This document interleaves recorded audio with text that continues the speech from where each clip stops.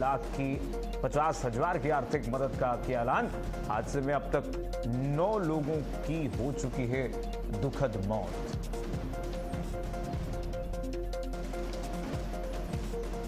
Venezuela में चंद मिनटों के अंदर 2 शक्तिशाली भूकंप से ताश के पत्तों की तरह गिरी इमारतें। 10,000 से ज्यादा लोगों की मौत की आशंका। सुनामी का अलर्ट जारी।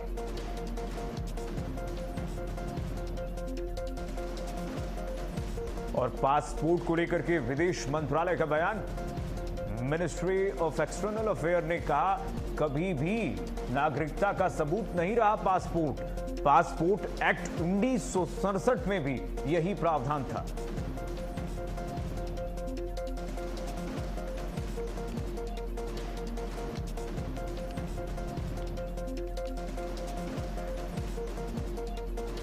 नमस्कार, बहुत स्वागत है आपका। भारत अपडेट देख रहे हैं आप, मैं हूं आपके साथ कीर्तिमान सिंह। उत्तर प्रदेश की राजनीति में जातीय समीकरण हमेशा सत्ता की चाबी मानी जाती रही है। आपको पता ही होगा, यूपी की राजनीति जाति के बिना कभी संभव ही नहीं। ये कहावत चरितार्थ होती है यूपी में कि जाति है कि जाति नहीं। जी हां, 2027 विधानसभा चुनाव की तैयारी में जुटी बीजेपी ने अपने नए प्रदेश संगठन के जरिए एक बार फिर से यह संदेश देने की घोषणा की है, कोशिश की है कि चुनाव सिर्फ मुद्दों से नहीं बल्कि सामाजिक और जातीय संतुलन से जीते जाते हैं।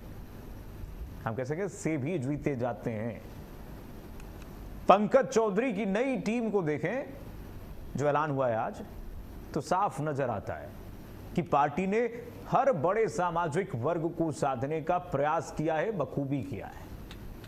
प्रदेश संगठन में ठाकुर है, ब्राह्मण है, वैश्य, भूमिहार जैसे सवर्ण वर्गों को प्रतिनिधित्व तो दिया ही गया है, घटा भी है।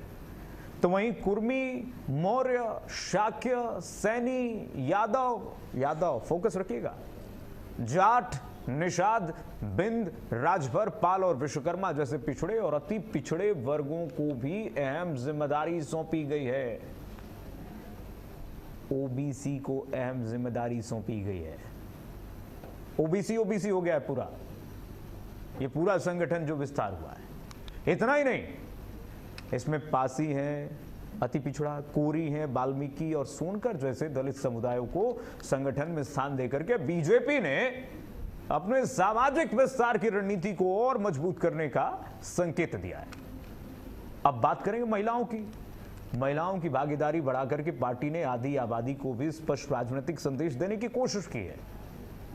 यह बदलाव महज संगठनात्मक नहीं है यूपी में, बल्कि 2027 की चुनावी रणनीति का हिस्सा है। और लाजम है, जाहिर सी बात है निश्चित रूप से, कि पार्टी उसी की रणनीति के तहत बढ़ रही है, क्योंकि अभी टीम पंकज को तो उतरना है अभी चुनाव में, तो 27 को क्यों नहीं साधेगी बीजेपी।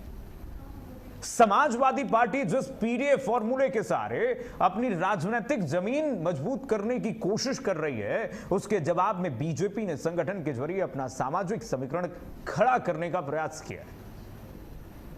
पार्टी यह संदेश देना चाहती है कि उसके साथ सिर्फ पारंपरिक सवर्ण वोटर ही नहीं, आंकड़ा ही नहीं है, बल्कि बीजेपी के साथ पिछड़े भी हैं, दलित भी हैं, अति पिछड़ा भी है और मजबूती से है। लेकिन सवाल यह है कि क्या संगठन में प्रतिनिधित्व देने भर से जातीय समीकरण साधे जा सकते हैं बीजेपी द्वारा। ये देखिए जरा, स्क्रीन पे जो आंकड़े हम दिखा रहे हैं आपको, जो आज की टीम के रणनीति है वो हम आपको ग्राफिक्स के जरिए दिखा रहे हैं, ये भी पढ़ते चलिएगा।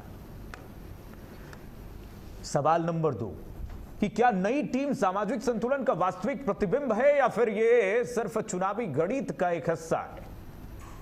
सवाल नंबर 3, क्या बीजेपी का यह सामाजिक इंजीनियरिंग मॉडल 2027 में जीत की हैट्रिक बीजेपी को दिला पाएगा यूपी में, या फिर विपक्ष का पीडीए फॉर्मूला इस रणनीति पर भारी पड़ेगा।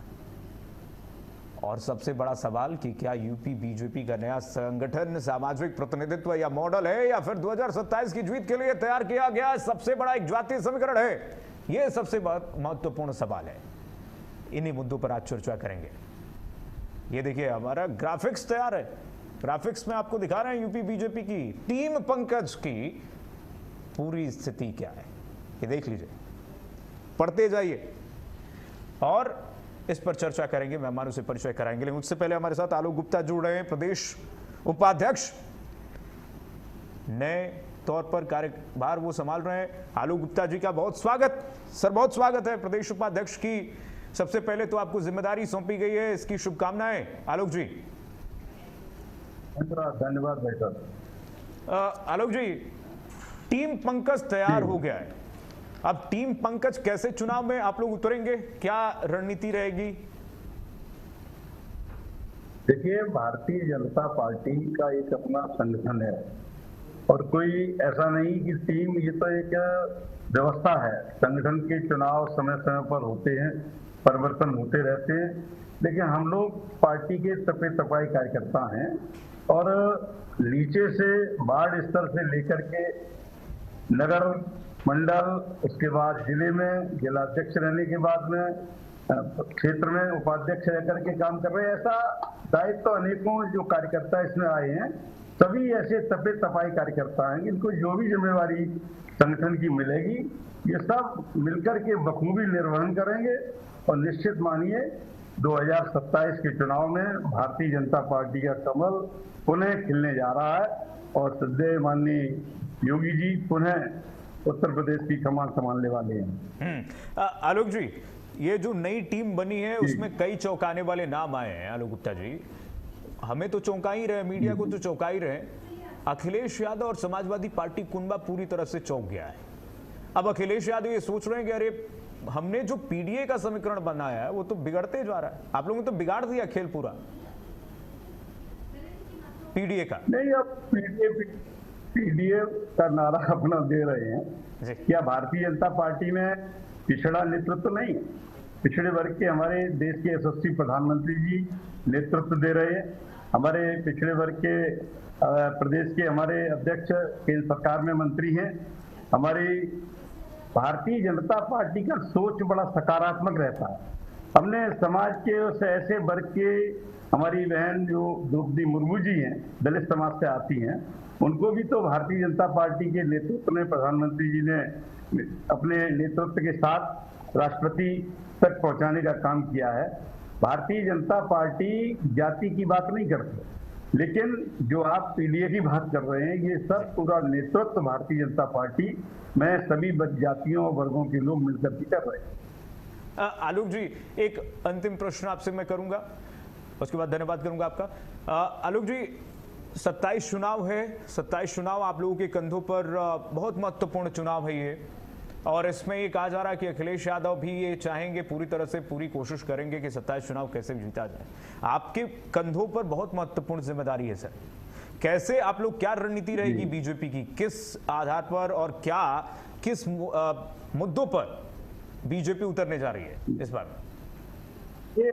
हमने वो दौर देखा है जब समाजवादी पार्टी लोग गुंडे के आधार पर, बूथों को कब्जा करने के आधार पर, और जिस मैनपुरी की धरती का प्रतिनिधित्व मैं करता हूं, इस जमीन पर उस समय तत्कालीन धर्मेंद्र यादव जी चुनाव लड़े थे पिताजी मुलायम सिंह यादव जी के इस्तीफा देने के बाद, और पूरा का पूरा ये इतिहास में पहली घटना है कि पूरा इलेक्शन काउंटर माइंड हुआ था, पुनर्मतदान सारे बूथों पर हुआ था। और ये सब जानते हैं कि इन्होंने क्या किया। अब तो हम शून्य पर थे, अब हम बराबरी पर इनके साथ खड़े हैं। 4 विधानसभाओं में, 2 विधानसभा में हमारे मैनपुरी विधानसभा से श्री जयवीर सिंह जी हमारे पर्यटन एवं संस्कृति मंत्री हैं, यहाँ से विधायक चुने गए हैं।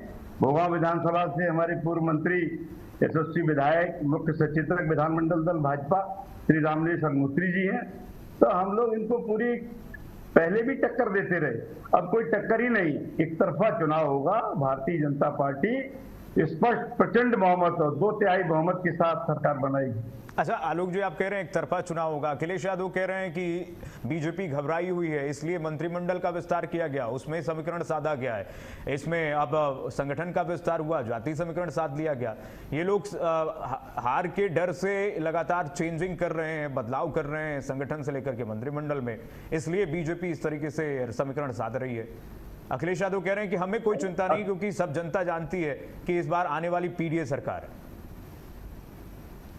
नहीं, अखिलेश जी को हक है, लोकतंत्र में सब लोगों को मुंगेरी लाल के सपने देखने की सत्ता है, वो भी अपना सजो रहे हैं, लेकिन ये सपना उनका पूरा होने वाला नहीं। अच्छा, क्या लग रहा है आपको इस बार का चुनाव? अखिलेश यादव पीडीए लगातार पीडीए के साथ साथ एटीएम भी ला रहे हैं अखिलेश यादव, आपका क्या समीकरण रहने वाला है बीजेपी का? हमारा समीकरण सबका साथ, सबका विकास, सबका विश्वास और सबके साथ मिलकर के देश को आगे ले जाने का जो प्रयास, जो विजन प्रधानमंत्री जी का है। और उत्तर प्रदेश में यशस्वी मुख्यमंत्री जी ने जो सबका साथ सबके विकास की तर्ज पर जो काम किया है, गांव गरीब